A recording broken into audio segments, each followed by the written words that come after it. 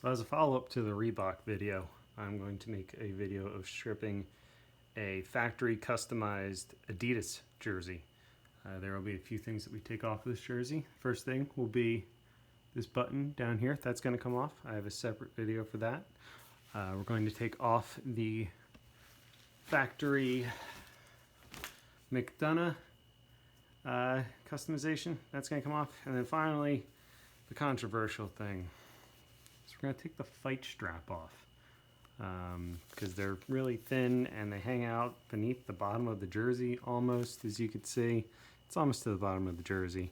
A lot of people don't like them, and that will be a separate video as well. This video will focus on taking off the Adidas factory customization. So this will be very, very similar to the Reebok video. We're basically going to go and do the same thing. We're going to go all the way around the outside.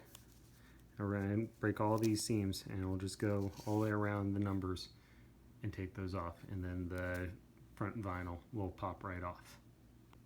So once you start getting the edges up, you'll be able to kind of lift it up and kind of stick your finger up underneath there and feel around if there's any adhesive. In this case, there's very, very little, if any at all. I can totally separate the number from the jersey. So this stripping job will be really, really easy. So once the number is totally removed, you can go ahead and flip it inside out and feel along here. Feel along this papery part, and you should find one loose thread. Just go ahead and pull, and it should just all come out like so. This is going to cause a bit of a mess, but it's the next step. So then you kind of pick apart this paper a little bit. Should just pop right apart. And then you'll see this white thread in here. Just go ahead and just nip a bit off. Doesn't really matter where.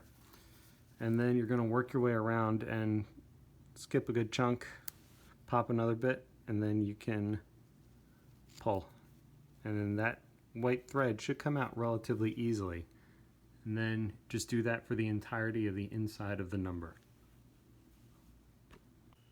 So now you've got that white thread out, go back to the outside of the jersey, and you'll see the last little bit of thread on the number. Now that you've taken off all the other stitching, this should just pull right off. Really, really easy. Now you got that first number off, you can do all the other numbers pretty easily.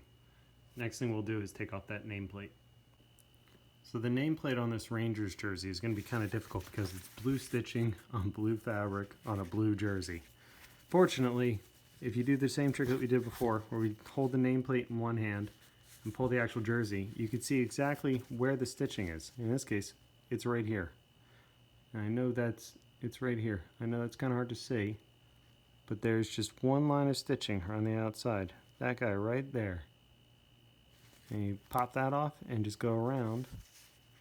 You should be able to just follow that one thread.